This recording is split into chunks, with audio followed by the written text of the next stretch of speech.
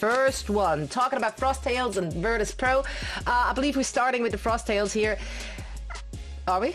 Actually, yeah, I think we do.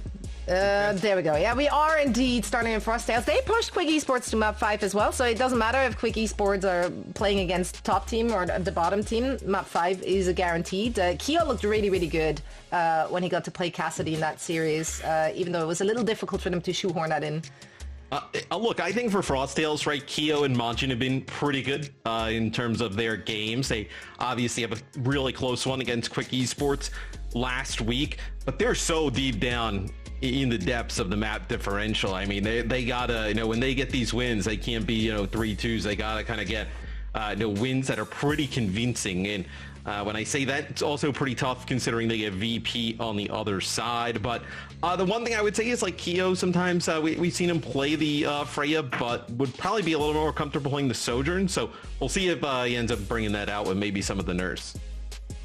Yeah, and on this side, Virtus.pro, we see Ice Snowman for the first map. So as of this stage, of course, they have 2 tanks. Vistola sharing that duty, which has been working out well for them. Although, of course, there are a few concerns. They're coming off of a quite disheartening loss against OWCS last week. Obviously, you can say that about literally every team who played OWCS, but this one was quite a beatdown. It's the worst loss they've ever faced, I think, as Virtus.pro in the OWCS. Yeah. And I think that's really illustrated just the difference in trajectory between Virtus.pro and OWCS this year.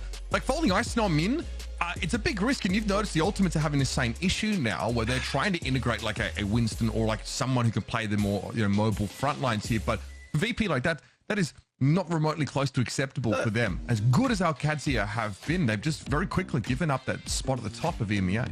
This is a good game to work Ice Snowman though, right? I mean, you work him in here, let him. I would even say like give him run almost the entire series if you can, cool. Because I think you obviously will kind of get by Frosttails, we imagine, unless something crazy happens. Yeah, let's see what they have in store for us in our first match of the day. So for all of that and so much more, I'm going to hand it over to you guys.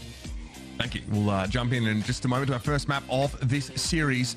Sombra ban here, but it is an Orisa ban straight off the dome. It's a target, of course, towards Majin. And we know, like VP, with Icenom in the roster to start with, like Matt mentioned, it's a good day to give him out a bit of an airing. Get him out for a run there, Matthew. Yeah, get him out there, let him play some dive tanks, right? Let VP get a little bit more comfortable with that type of playstyle. You can't take Frosttails completely for granted, right? I know they do put up a really good game against Quick Esports. They have some pretty talented players on their side, but for VP, definitely feel like you're still the favorite, heavy favorite coming in, even running Ice Gnome here. We talked about Frosttails gave us a pretty competitive showing against Quick Esports, a team rapidly shooting to the top of the rankings and our estimations, but here they've got to find a W, and Virtus.pro are a tough opponent to face down. VP shocked, furious, I'm sure, about their performance in that last week's game. Have to come out here strong. It will be the classic Keo Cassidy to kick us off, and even with the slight nerfs towards Freya, Shockwave still wants to be there. Yeah, as Majin goes up to the high ground, just gets taken out instantly, kind of like turns, maybe makes a play for the back line, but not able to get out with any type of help. And this is going to be a very fast point A take here for VP. And Mitch, I thought last week we would actually see more Hazard, right? Hazard gets a bit of a buff going into last week. In terms of like Spike Guard, like I know healing Lifesteal, right? It gets like a big boost, but we didn't see him as much as I potentially thought. But maybe with some more changes, we'll see Hazard in the mix. Yeah, it might also just take times for teams that have already incorporated him yet to fold him into their compositions. But VP have always liked to go in this direction when they can. Well, not really where you want to be desuited, folks. I'll be honest with you. Majin in his own territory, knocked out of mech, and then sort of left to his own devices. Will have to throw himself off the map before he can remech. That was a very long stagger on the D.Va, Matt. Holy. Well, I mean, a long stagger on the D.Va. You don't build up towards anything in terms of ultimates in that fight. So, really poor start here for Frosttails. Is look, Freya obviously gets a bit of a nerf. I don't think it's enough to just kind of ignore her as a hero, right? Especially when you're, Cassie's actually, if you were going to say like one, map or point to play Cassie, the effective range for Cassie is pretty good here on Oasis, but Freya still seems to be pretty strong, and that's going to be another D-mech of Majin. I mean, you're right. Effective range for Cassie is good here, but it's all too easy to dive them. And we've seen like some strategies revolve around banning the Lucio to make it easy to dive on the Cassidy if you really want to target them. We've seen that done to Frosttails. But even with the Lucio, Icenom has such great mobility, and of course Jay was able to follow up on that one. That Kyo never really truly has the breathing room that he's going to be asking for. Frosttails at least now able to cycle into their support ultimates, but VP have only used the Downpour, the lowest value ultimate on their side, arguably. It'll be a Deadeye here, opens things up for Kyo. It'll be a sound barrier in response for VP as they also drop their Kitsune Rush, so they just want to get aggressive, try and push right past the front line of Frosttails. Yeah, both sides drop their Kitsune Rush, so Virtus.pro actually make use of theirs as well. And it's not really in an ideal position. Shockwave and Gala are going to fall here. Frosttails do trade up, but VP don't really use any of those support ultimates. It's rather, they've used none of their DPS ultimates, so still come back here with some stopping power from their front line, but I'm not sure whether Kiriko ultimate was intended to be placed for Gala. I think so. I think you just kind of, if they're going to dump all of them in, right, force theirs out, you can end up using your own Kitsune Rush, where now you come back. Oh, nice shot there from Kyo. Looks like maybe the mag grenade hit on the Jaiwu and then able to finish him off. That actually should allow you to kind of hold on to this blade, and then Shockwave ends up using the bola shot that doesn't really get anything. So this, I was about to say quite good for Frosttails, and that is quite bad as Pack goes in way deeper than everybody else and gets his blade taken out. I don't hate the idea of trying to be proactive in fights like this, but you do expose yourself for a little bit too long to Virtus.pro. You might consider taking a flank angle with that blade instead of doing it up front. Frosttails give up the Genji at the start of the fight, and the rest of it doesn't really go too well for them. Icenom's already built up yet another Downpour, and Jaiwu's bomb never had to be used. Yes, I don't even think you're going to need some of these ultimates here for VP towards the end. You see the wall coming in here for Icenom, trying to block Kyo from getting on the point, switching over to Tracer. That's a pulse bomb hit there onto Majin. The Downpour there, just trying to lock players up on the high ground. Actually kills Kiwi. So a really strong start here, playing this hazard for VP.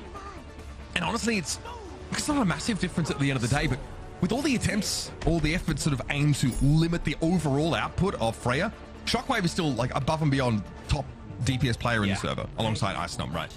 I do think that disposal really kind of is useful in situations like this, because Martin, he's had a very rough round. Like, there's no other way of putting it. He has less damage than his Kiriko. Yeah, it's not ideal. Not ideal. But you can bring it back here. You can get back in the game here. You know, I know he's been wrapped up in the walls of Jericho, bro. He'd be tapping out after one. I think this is more like a Batista bomb here. You're coming in. The chat was losing it with that. The chat was just dropping every finisher they could think of. I mean, I like the classics, mate. People's elbow or death for me. Yeah, or both, I guess. I mean, a little RKO out of nowhere. The Batista bomb was, man, he always had these tassels on his, oh man, it just looked so good. All right, Pack here with a deflect, actually. Shockwave falling at the start of this fight. Gala is able to back up here behind this pressure, but Icenom's definitely seen better days. It'll be good ult charge, though, to keep him back up, and yep, Gala will be seeing to their tank.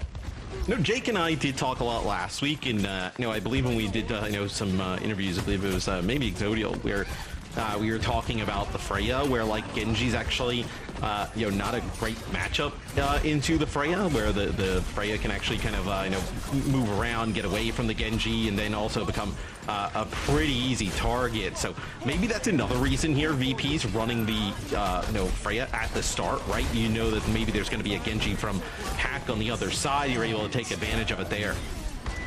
That Jagged Wall was absolutely devastating. Kyo's able to get a Deadeye drop-down kill on Shockwave, which is all well and good. The Margin has been desuited for the last era or so. Just haven't seen him in mech a whole lot this round. Got ripped out of that fairly early on.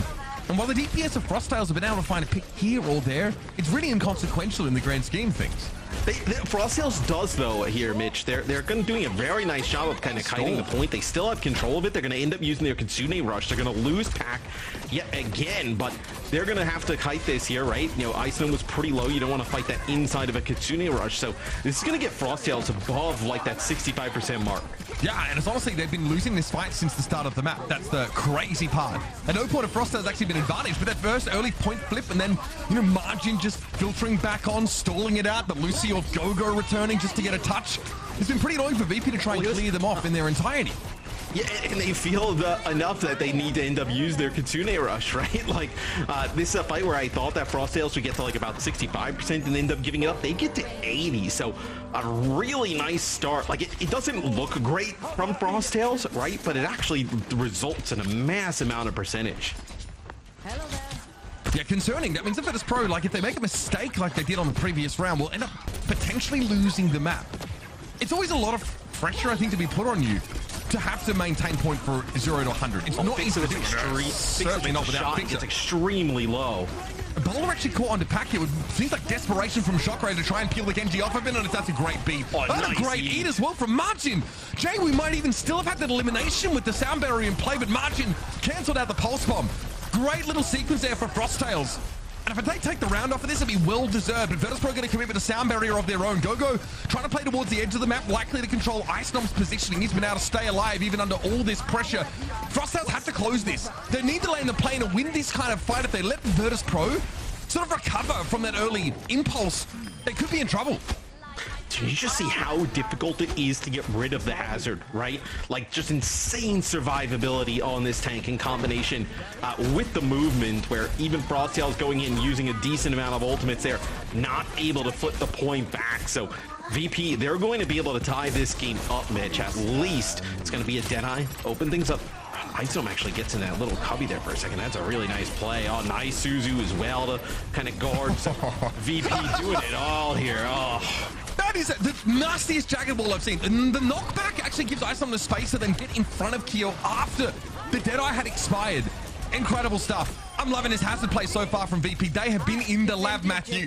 And now they have managed to exceed Frostales total in this round, getting up to 90. A bowler shot there to put the period on the sentence. It's going to be Kyo with a desperation touch most likely, but he's forced to recall too early. Now he has to natty blink out onto the point with no recall. Forget about it, bro. There's a Jagged Ball in your way. Try again, buddy. Jaywu and Iso just locking him out of the point. As see Majin extremely low. Jaywu now making a play over here towards Gogo, and they're going to find the Lucio. Pack here being looked at.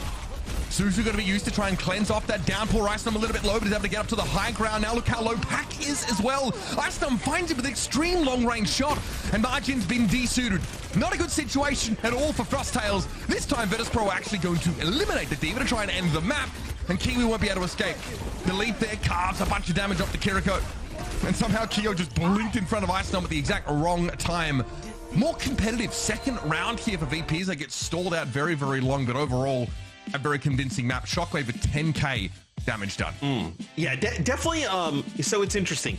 The scoreline, I think, from round 2 looks obviously close, and it is, but it never felt like Frostales had like control over the flow of the game or anything really kind of going on with the game. Like, they end up getting the point first, and then just kind of like in a losing effort end up kind of consistently like, you know, jumping on, touching, juggling, and then, you know, they run that up to 80, but it never felt like they were really in control. No, I mean, they were literally just stalling with 1 or 2 players. The problem is that like Virtus.pro didn't eliminate Margin after they got desuited, so the Mini Diva was actually able to stall the point a little bit longer in that first fight as well.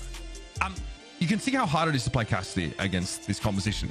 There are upsides. You know, obviously, Deadeye into Spike Guard still makes you feel like you can force that hazard away just by the threat. But this difference in damage, it originates from the fact that Frostales are ending up on like a Genji Tracer composition, whereas VP are getting a ton of Freya value. They're also out damaging in the tank roll by about 60%. Yeah, is the difference between these two. The hazard can just put out tons of damage, and especially with the survivability, with VP even doing more healing, right? That is a recipe for a losing effort for Frostales. And I mean, this is a really strong comp for VP to be able to kind of learn and play and get Icenom into the mix, right? This is like why he's on this roster, to play heroes like this in this wheelhouse of, Hazard, Winston, things along those lines. So if they can really kind of nail this down, it gives them a completely different look than what we've seen from them in the past. I think a lot of the conversation is about having a good fallback for your main strategy. And obviously the problem that the Ultimates are having right now is that they really look best with those Winston comps, but they never get to play that idealized look. If you're Winston player, can then go to Hazard and have just as impactful a game, say the same of like your Ana player, for example. If your Kiriko Lucio gameplay is really airtight, then all of a sudden you become much less worried about getting banned out, and you just need so much flexibility right now. So Frosttails have themselves a map pick here. You think back to last week, they end up actually winning the first map. They sort of pick Runasapi when they end up losing, and also like try and play, I think, King's Row when they can. I gotta ask your opinion, right? Imagine if you're the coach on Frosttails. I imagine this situation, every other coach on the planet is not available, so you are now the coach. What map are you picking here? Where are you trying to go? Do we do a classic EMEA Runasapi map too? A little King's Road, little Runasapi staple, right? Or maybe you say, you know what? We feel pretty good about how we've looked on that diva. Let's go Dorado. And that doesn't seem like by your facial reaction that would have been one of the ones you would have suggested. You would have put down. No, I mean this is their first time that Frosttails in their very first game of OWCS actually picked Dorado map 2 into Peps, and they tried to play like they try to play the diva. They feel like the diva on this map is pretty good. Obviously, you can still ban diva quite happily if you're VP, which is definitely an option. So we might need to see a protect ban, a tank, or just like. But you can also just bring in Vistola. Okay, yep, here we go. They'll bring in Vistola. Vistola can play diva at an extremely high level.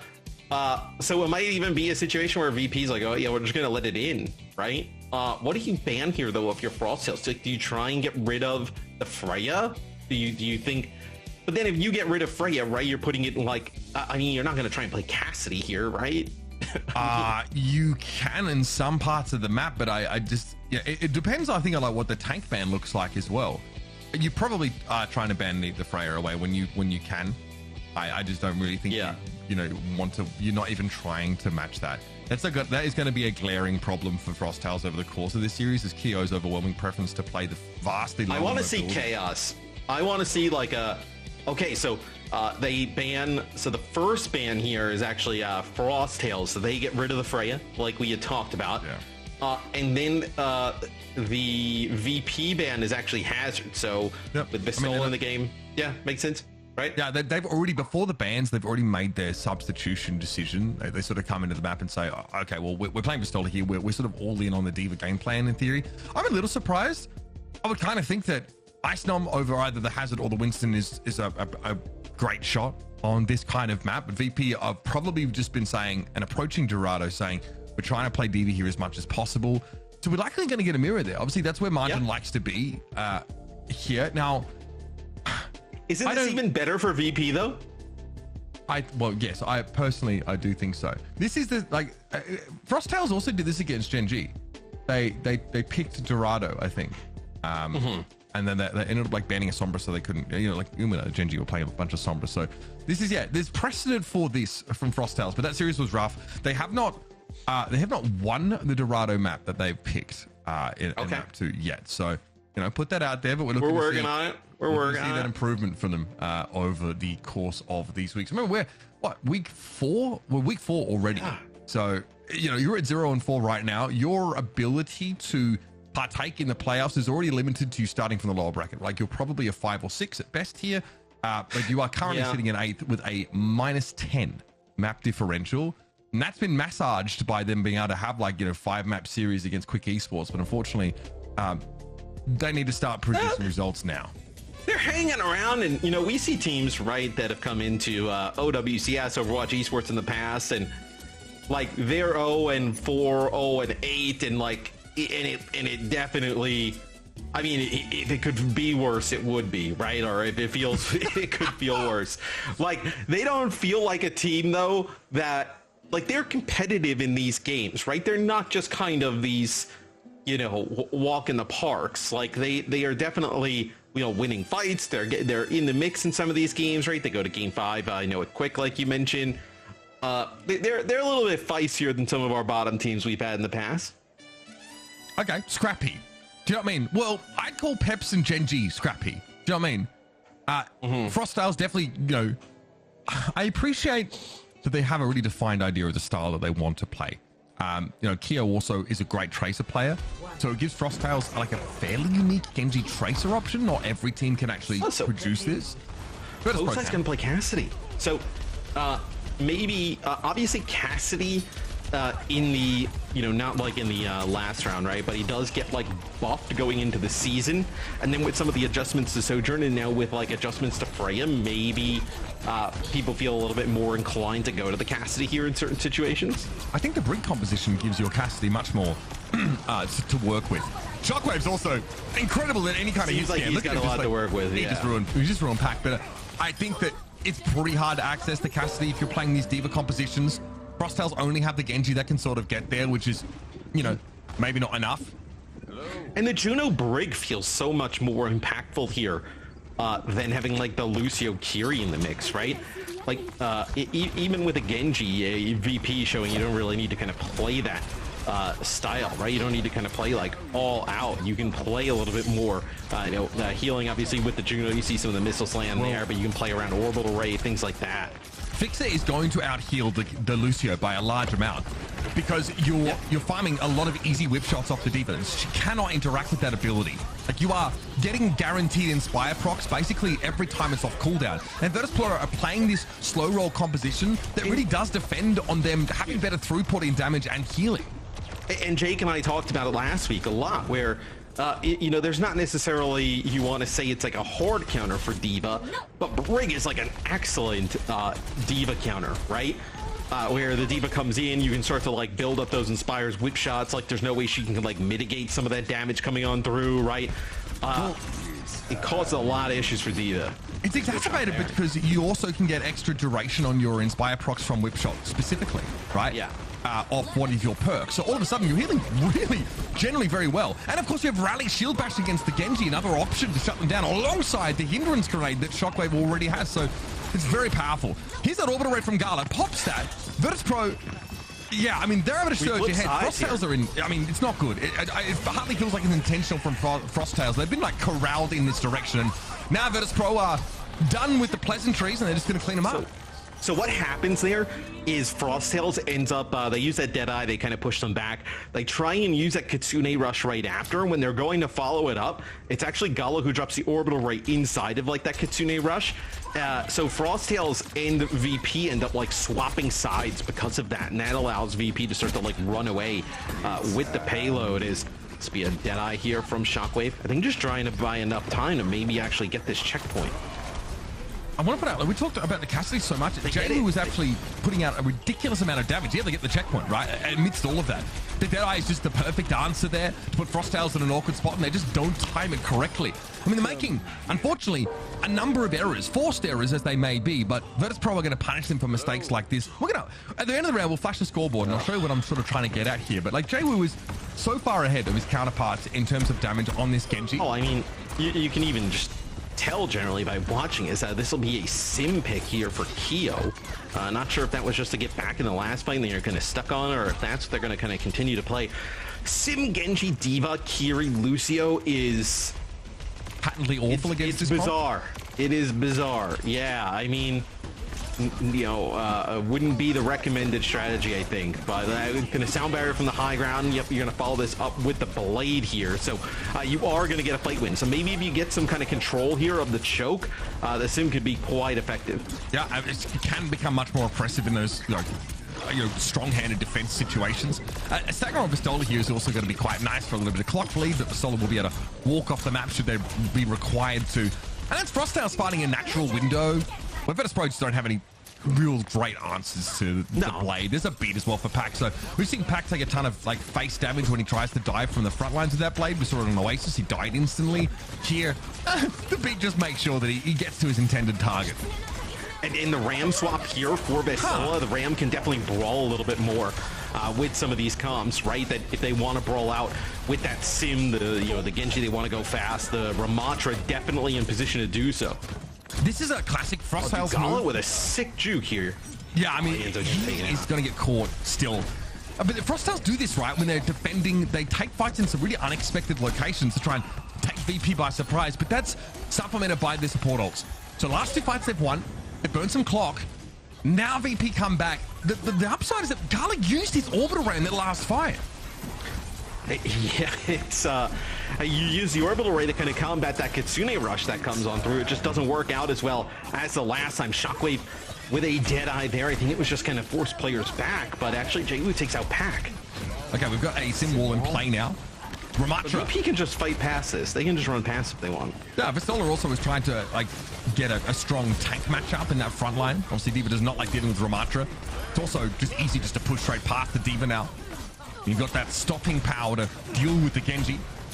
Rally in play though for Fixer. So many of these support ultimates being drawn out. Kiwi's going to have that Kitsune rush, and honestly, they built that very quickly since the previous fight. They used it aggressively out towards the coastline of the map.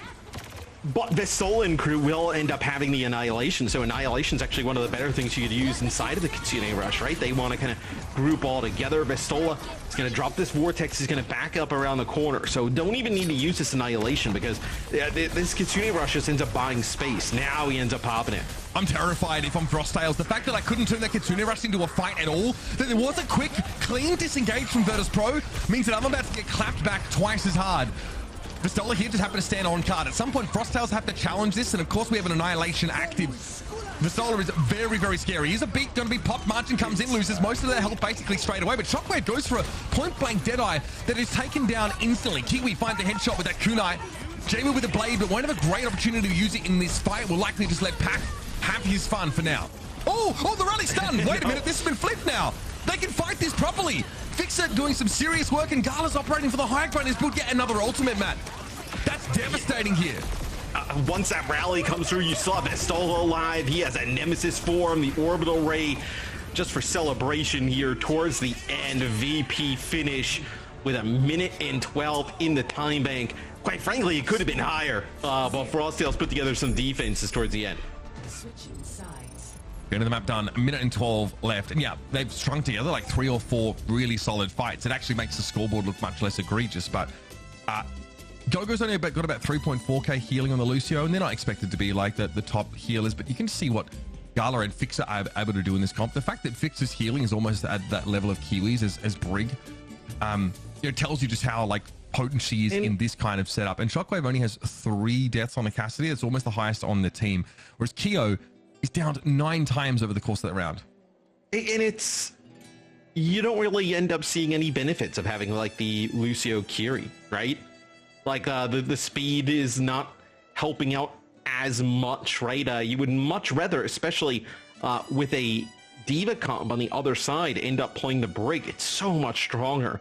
Where, sure, maybe you can get a little bit of extra speed to get past some of the players, but it's not going to work out. Let's listen to Frosttails here. They got a bit of a conundrum to unravel as VP finished the map with all checkpoints and a time bank.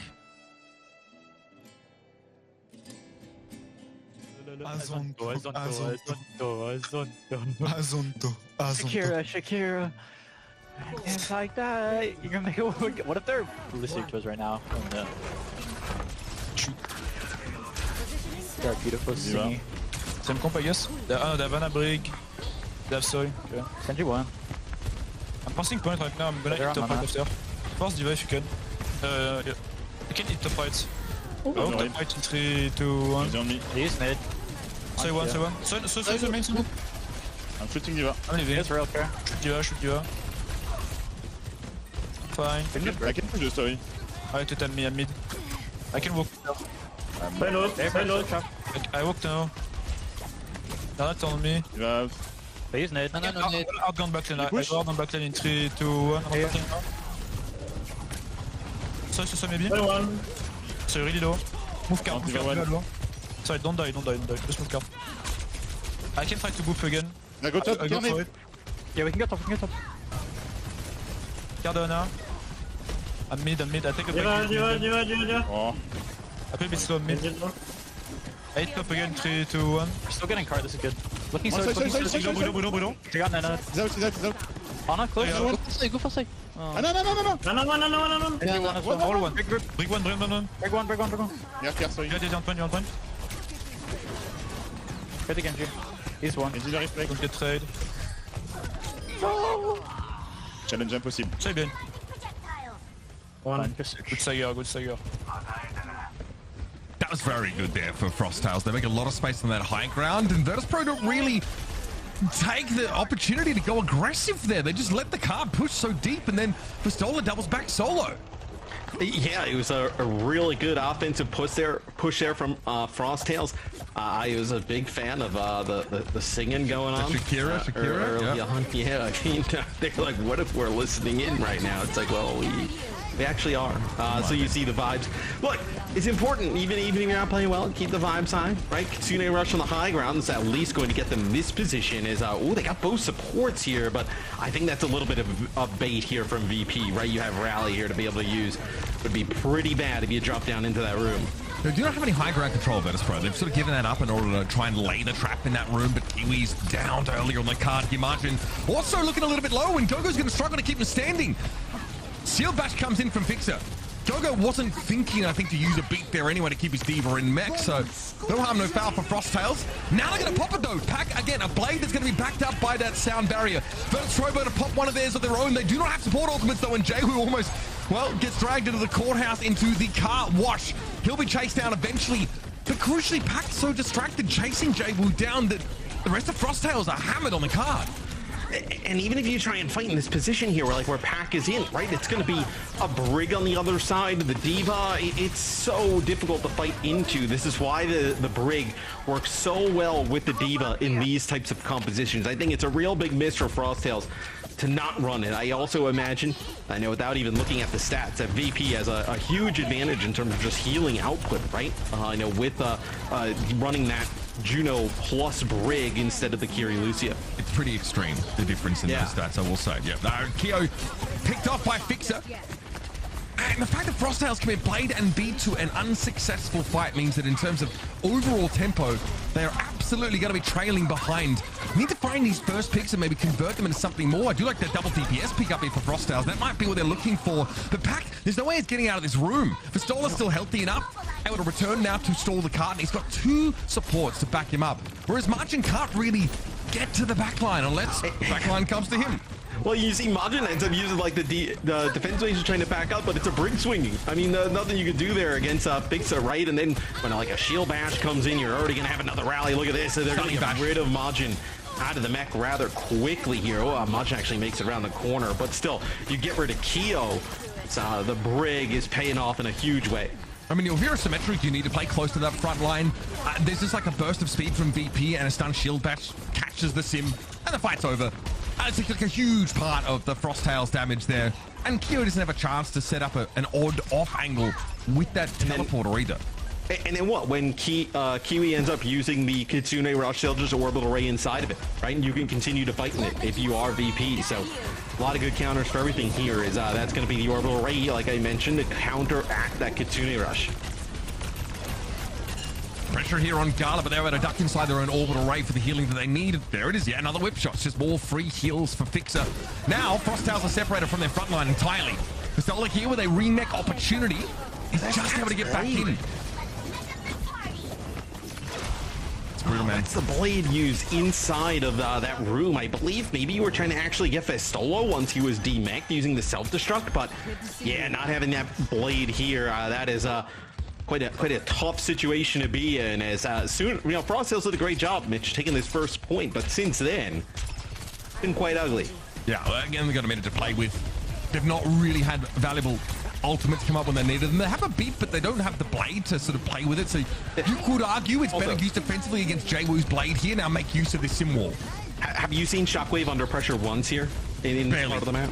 Barely. I mean, well, you're playing like this composition, and you have no like long range hit scan or pressure to kind of like even make Shockwave flinch a little bit. He's able to just kind of free fire at range. Here's the blade now. I'm sorry, the rally coming out from Fixer.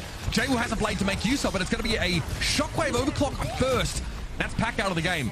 Self-destruct probably, easily juked by the entirety of Virtus.pro. And Frosttails now really have to pin their hopes. Oh, and a Kitsune rush, man. It is brutal stuff for them. The fact that their beat goes for naught, Pack's blade shut down is not good. This is a Matt Mr. X special here. You come out, you get that, maybe like a triple remake here on the cart. You get it in. Here we go. The lurk. Oh, look at this. I like this though. Like, go is the one that gets first. Yeah, the lurk. Yep, there it is. Gotta get the remake kills though. Gotta get the remake kills. I reckon Margin kind of chickened out of it. He just remaked in a safe spot around the corner. You know what I mean? You got to get out there loud and proud on the card. The same interaction here again as VP takes map number 2, where it's the Kitsune rush. They want to push through, get aggressive behind it, and they just orbital array. They orbital array inside of it. They have Blade with the orbital array. So I think the comms from VP are just so much better, to be quite frank. Like I am not a fan of like the Lucio Kiri with the Diva on the other side, and especially like you're not running any, whether it be Cassidy, Sojourn, Ashe here, right? We see used to put any pressure on Shockwave. It's just making it a little bit too easy on them. I think it's so interesting because once again, Vasola's just been able to generate way more damage in these fights than his opposite number. I think like Margin's at like 8-9k. He's at like 14k. It was just really quite significant. And obviously there's like a big healing gap, but Vastola is able to do a heck of a lot as Diva, pressuring individual targets and assisting like someone like Jaywu with that extra damage or finishing off on the poke damage that Shockwave has put down. So it starts with the comps. I think that the selections of those from Virtus.pro have been better. The cohesion though is absolutely there. And then they're squeezing much more value out of their individuals here in just like a pound for pound metric. So it's really hard to not feel like VP have bounced back in a big way from the previous weekend, but I'll give it to them. This is it's a softer matchup to ease back into the rest of this OWCS is a game they're supposed to dominate. I mean, you can't expect to be one of the top in the region, not dominate this matchup, and that stat line would spell domination there. As you see the healing, that's kind of what we were talking about during the game, right? The difference of having the Brig Juno versus the Kiri Lucio, like, because the damage output's not that far off, right? In terms of the damage. The healing is just on a completely different level, though. I mean, it's comp dependent, right? You bring Lucio in because of the utility he offers over the raw throughput, but Brig has that utility as well. Like, she's the one that's creating the spacing. And the Brig is better against Diva. It's better with and against Diva. And also, like, she can, even without Rally Shield Bash, if she hits a whip shot like into a wall on someone, like it's another very powerful form of crowd control that previously wasn't necessarily available to her. So I think she's very well positioned. Especially if you can mix her in with kind of anything like, Kiri or like, as we saw there, like the Juno, looks really, really good. So, right. These are comps like, Juno and the Diva comps wasn't always considered to be like the best place for her, but you're playing a bit more of a slow roll, ground-born, death ball-y style where Orbital Ray all of a sudden gets massive, massive value. And that's probably a huge component of the heal gap between these teams as well. It's just the Juno ultimates have been big. So Dorado, not an EU staple. I would say the two, EU staples are, a good old New Junk City Rush and a good old Runasapi boots on the ground style of game. So I imagine that's where we're headed here for what are we doing? Do you know? I mean, I've got it down here. So we're headed over to New Junk City. Here we go. Yeah. This is like last stage. It was what? It was like Lijiang Tower and Suravasa, where the lock it in for NA. Map 1 and 2. This is like EMEA is very much New Junk City Runasapi. But this is interesting. Virtus.pro are going to make a substitution to tank here heading into New Junk City. They're bringing you. Yeah, bringing me in. Yeah. Watch out, but bro, my Reinhardt. Vistolica actually comes out here, which is maybe less expected. So I wonder if Icenom was like picked up. You could play Hazard here, I guess. I think that's probably fine. But normally we'd expect the Brawl style tanks to sort of reign supreme here, which is obviously more been Vistola's domain. So that's one thing that's got me a little interested here. Yeah, but what? Frosttails, I mean, you've already banned, let's see, they banned Freya last map, and then in map number 1, they banned Orisa. Yeah. No, actually, they banned Sombra, sorry, for Frosttails. But, yeah, I mean, what? You can ban... What would Frosttails want to ban here? I mean, you don't pick New Junk City and then kind of ban out like a brawl type of setup, right? Like you wouldn't ban, I mean, banning like a Maga or Orisa or Ramat. Maybe they ban Ramatra. Maybe that's kind of what they were like scared of here. They can't maybe? ban Hazard. They already used that ban on the previous map. So. But if you ban Ramatra, right, then you think, okay, we're going to play Diva, but then they just play Hazard like they did in map number 1, right? So maybe that's where they're thinking they would go, is ban the round. Obviously, your bans come after substitutions. So, you know, I think that like you might have a ban strategy in place, assuming Vistola is going to be playing this game. Is it bait? I was going to say, okay, so this is really interesting. So Frosttails gets rid of Brig, which we just talked about how good Brig was, but primarily the Brig was really good against Diva. VP just gets rid of Diva. So yeah, you don't necessarily want to be playing her against the Orisa, right? It's like the shield gets shrunk down too easily. Like you can't shift her with whip shots or anything like that. So I think that's clever. I mean, dude, VP were never going to play that with Ice Nom in this game anyway. No. Yeah. And now what do you do? What does Frosttails do, right? What do they play with Majin? Orisa. They play Orisa. You like Orisa and Hazard? Not particularly. The problem is you can't really match his mobility, which is the problem, and it's very easy for Hazard. Like he does this to Diva too. This is half the reason why there wasn't a lot of damage from Margin in the first map, because Hazard or Ice Nom just ignored the Diva and kept diving the backline. And Diva's always playing second fiddle, always playing catch up, always never really getting to set the pace of these games. So, but I'm really basing this on what I think Margin's map pool is like at the moment, and you just play Kiri Juno or like Lucio Kiri is also fine here. Like it's the backline is pretty unaffected by this Brigitte ban, especially because Virtus.pro are not like there's an argument for banning Brig against like the Ultimates, right? Because they're like they want to play that, like that's a dive team, but Virtus.pro like are not, their game plan does not hinge on whether or not they have access to Brig. They've just been able to demonstrate how good Fixer is on that role. No, and I think it's more that the Brig was giving real problems for the Diva on the other side, and maybe there's a world in which they don't think VP is going to get rid of the Diva. Like, but with Ice Gnome coming in, you can most certainly get rid of Diva, right? I mean, they saw the subs coming, so I don't know why there's the assumption that like they wouldn't sort of try and target Margin's pool here a little bit. I do think that like Margin has one of the toughest jobs on this team by far. I think every tank player does. Margin is the only tank player on this team. Like you see some other teams, they have like two different tanks to rotate through. Margin's expected to do more than is probably reasonable. Even some of the best tank players in the world are on these 2 tank rosters and are allowed to focus purely on like their wheelhouse. So it's hard to be this flexible player. I think tanks at this stage should be able to play just about everything. Like, sure, like, you know, maybe there's like, you know, 1 or 2 that you don't feel extremely strong on, but you should be able to cover most of the roster, I feel like. Well, it's a question of at what level, though. Like, are you expected to cover most of the roster at the elite level? That's really, I think it's very difficult. It's very time intensive. The roster's only getting bigger too. Like, Hazard gets added and all of a sudden people have to go over towards their pick and, find ways to succeed there. I want to see this. I pray for this comp. Genuinely. I pray for it. It's unbelievably based. Oh, they're chickening out. So he just screamed hell yeah into they just woke me up. She's on her 14th coffee this morning. Don't mind her. All right. So my enemy is Hazard versus Orisa, kind of like we drew it up. Caffeine roller coaster. Oh man. This is kind of what we anticipated. It's Lucio Kiriko, and it will be that matchup of the Orisa versus the Hazard. So let's see how it plays out. Let's see if Ice Nom can actually just ignore and avoid Margin. The other thing I would point out, though, is that we're seeing the Freya back in, where Freya is very effective against Genji. So we'll see if you can put pressure on Pac yet again with Shockwave. They did it in the first map. Sayagala takes a chunk there, has to back up. Flashpoint's now available, and this is it's scary for Keo. Ice Nom very, very good at limiting the movements of the Cassidy on Oasis. A lot of these jagged walls actually used really artfully to disrupt the Cassidy. Right now, it's to cut off the sightlines so Ice Nom can approach. It's also a very reasonable use case for this jagged wall. Keo's low. Someone's peppering him down. It's Shockwave. Of course it is. Big damage on Gogo as well. He connects another one of those bolts. And yeah, look, I think Freya's just fine, honestly. I think she's pretty unbothered by the tweaks to her numbers.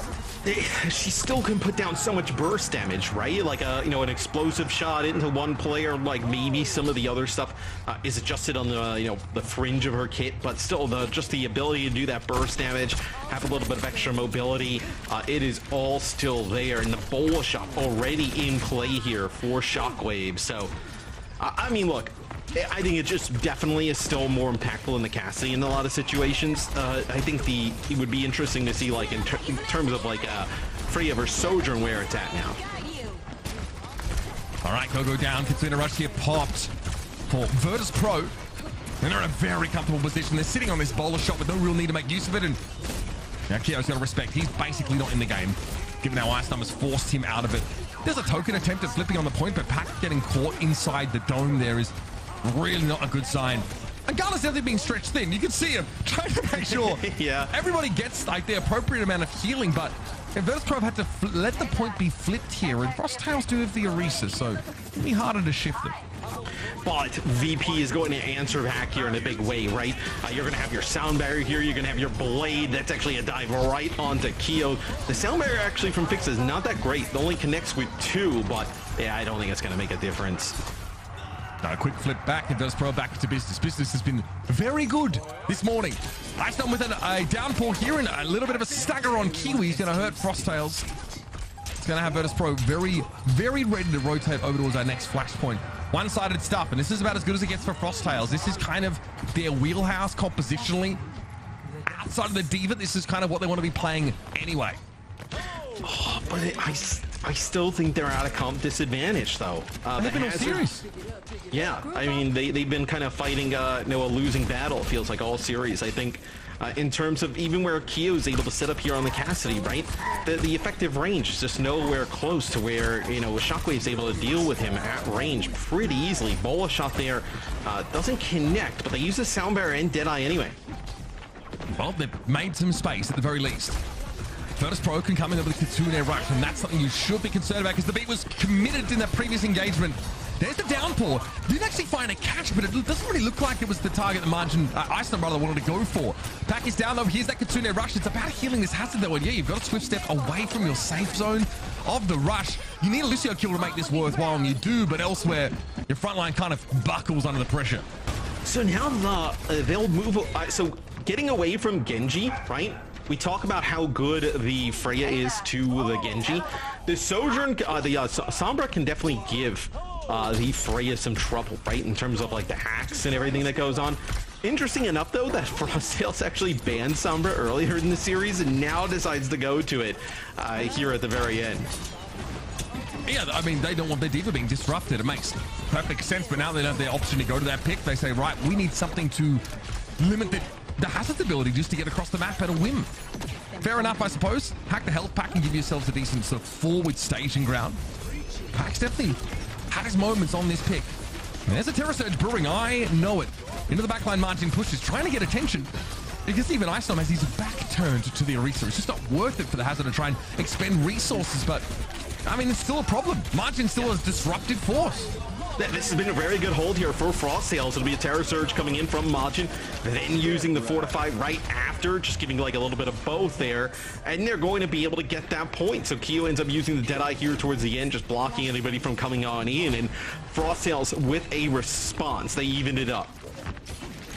Nicely done. Pretty solid flashpoint from front to back. VP heading into a power peak. In terms of some of these abilities, strong first fight obviously is going to be quite crucial. My eyes are on Pack again. It's about making it difficult for Icenom to actually, use the value proposition of Hazard on this map, which is getting in Kyo's direction, getting on that back line. Jaewoo's playing an off angle with a blade, potentially good use case for it here. And already those defensive cooldowns being drawn out of Margin. He's going to get flattened here if he's not careful. Here they come, Kyo jacket. Whoa, there it is. Icenom got into the back line. No window for Pack to hack him. Oh, I mean, pretty sick stuff there from VP. The Kitsune Rush pays off well, and then Frosttails on the other side, though, Mitch, they didn't really have anything to work with, right? So we'll see, potentially maybe this fight with double support ult, you're able to actually make it a little bit closer, but both supports quite low at the moment. You need to actually get both of them in position to make something happen, as you see, there's a little bit of healing provided by GoGo there as he just kind of swings on by. Oh, I tell you what, Jaywu got very, very low there, but it's a sound barrier now for Virtus.pro. A blade being drawn as well, and Keo doesn't really have the defensive resources to work with. Shockwave brings him down, and Jaywu chased after Gogo. That's both support ultimate down of Frosttails. A devastating result in this fight. Virtus.pro brought almost their full strength to bear. Oh, double support ulting, you don't win it is a brutal scenario. I mean, Pack is still kind of working towards like an EMP, right? As gonna be coming out of stealth here in a second, misses the virus. Oh, he's gonna be able to make it out though with his life. It looks like nope, they know exactly where he's running, and that stagger's so late, Mitch. I think you just give it up at this point. Yeah, that hurts for Frosttails now. They don't really have anything to hang their hat on coming out of that point. Shockwave never had to use the bowler shot. Frosttails at least like, rotate back in. Yeah, they've got great abilities for this next fight, but the stagger here, I think, on margin could hurt them somewhat. At least allow better positioning for VP on this flashpoint. You can see it's off to the left of the screen, so they can actually essentially transition straight over there. And with spy checking constantly looking for Pack, an easy, quick free pick on the Sombra would be massive before this fight. It'll be VP who gets here first. Kitsune Rush available to use, right, as some of these players start to work through the choke here from Frosttails. This EMP has to be worth it. I mean, Pack has switched to the Sombra a while ago, now finally building up towards the use here. Kia will end up using a Deadeye, so they're just going to use this how they've been, just trying to buy space and move on forward. But it's actually VP who gets control of the point first. That's going to be the EMP, the virus thrown in as well, but it's just a one-for-one trade. Maybe you're hoping for more there for Frosttails. I'll be honest with you. Losing margin is what really hurts them, though. And here come VP once more. Pretty cheaply, one fight for them. Kitsune Rush was committed, and it was very necessary there to keep them up. I was feeling Frosttails were in a decent spot. Pack traded out for a pretty crucial kill on Shockwave at the start, but Jaywu getting close to another blade. He's had outsized impact in these fights.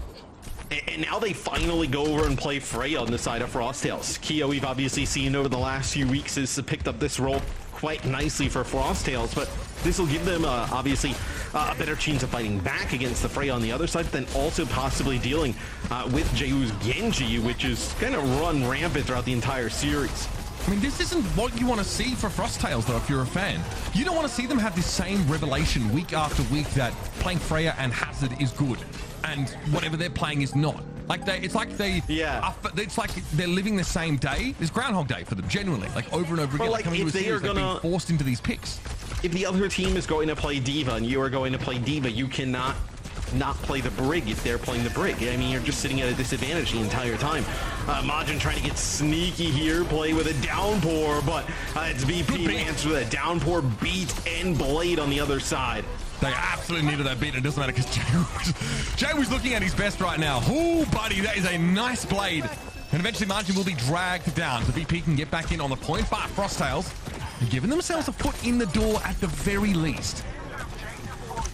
But I think they're in trouble. Like they need to obviously get this touch. Ain't it happening, bro? Nah, I mean, I think you see just a Lucia there, Gogo trying to make a play for it, but yeah, no, he's not going to be able to do so. We'll see. Kitsune Rush comes over the point here. This is for VP, and that is the series. VP takes care of business, dominant fashion here against Frosttails. Yeah, that's tough. I mean, this is VP sending Frosttails packing another 3-0. An important bounce back from the previous week, but it's a little, I'll be honest, a little hard to take anything huge away from this for VP. Hopefully we have a chance to maybe interview them and ask them like how they're feeling, because, you know, this doesn't exactly salve the burn of a 3-0 loss to Alcadzia. But looking forward, like they've got Twisted Minds next week. I think that's such a crucial test for this pro team. And then they get to... big cat. Okay. What was I saying? I forgot. I saw the cat. That cat's big. Yeah, no, he's a big boy. I could probably use him as a mount. Could ride. As a mount, yeah. Peter would love that. Yeah, sharks actually. He looks like he's gonna eat a shark. He eats other cats too. He's that guy. Okay, you want to talk about Overwatch now, guys? What do you reckon? Hey, anyway, how you feeling? VP was super dominant. It was amazing. That's what Nori had to say. That sends me. The holding Cat's arms, I I know, it's too good. I'm weak to it. I cannot. Yeah, I mean, this one hurts, obviously, for Frosttails. They weren't the favorite coming into this, although I do have to say, there were quite a few moments where they did fight back. They didn't just roll over. Like, I know, but like other teams, like you can get discouraged, but like even during the con listening, like they were still singing Shakira, you know, the vibes were there. Yeah, they are at the bottom of the standings, and that can be crushing for a lot of players, you know. So I think for them to like just come in with high spirit and put up a good fight and a good showing against a team that is outclassing them, quite frankly, Sorry, I gotta tell you that's good. They put up a good fight, but they're always at a disadvantage in terms of like what they're running compositionally. Like I feel like if they figured out or adjusted some of these comps, they would be in more of these games in a serious potential to win them, right? I think a lot of this is the question is, like, do they have that depth for the individual players? Like, they have to be, do they have? They have to be the. I mean, they have to be. Yeah, you be have on to. even footing with Virtus.pro. Like they have to be they have to be better than VP to be 50-50 against them with these comps. That's kind of the problem. Like they're playing in an uphill battle, I think, in just terms of like what the meta is sort of dictating right now.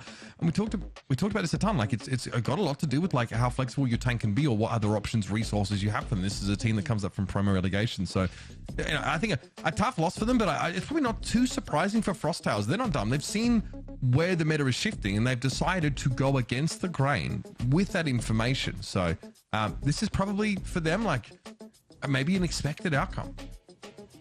Yeah, perhaps. Well, let's hear from the winners, though. Gala will be joining us for a quick chat as we... There we go. We get him in. Here he is. Gala, welcome to the show. Thank you so much for taking the time. And, of course, congratulations on the dub. You guys made quick work of Frosttails here. You're coming off of the back of a loss from last week, which was quite a brutal one. Were there any big takeaways from last week heading into this week's game? We're trying to play better and try to understanding different comps because the meta have been changed a lot and we're trying to still figure out what is the best comp and heroes for us. You go up against a team this week for Frosttails who have obviously played for a few weeks and they kind of have a pretty unique style, right? They want to force Cassidy a lot. They are a Diva Orisa based team. How closely do you look at them when preparing for this game? Or is it like Shockwave said a couple of weeks ago that you really are just focused on yourselves right now with your own game? We're focused on ourselves. We know they played Diva and Cass a lot, and they play really aggressive, so you only have to stand still, let them come into us, and just shoot them and just win. Yeah. That's what we did. And you guys are very effective at that today, I would say, letting them kind of come into you.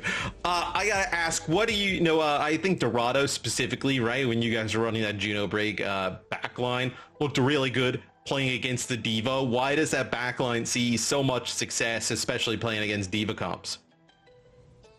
Well, Diva cannot do that much into Juno break. Like if she tries to do something, she just dies. So pretty much it's a skill. It's a hero issue. Diva cannot do anything. So he's forced to swap. Like literally, that shit hero. Yeah. Well, you heard it here. Gala, before I let you go, I also want to congratulate you on getting the player of the match for this one. A phenomenal performance across the board, and we can't wait to see more from you and the team. Best of luck in your next match, and thank you again for joining us. Yeah, thank you so much.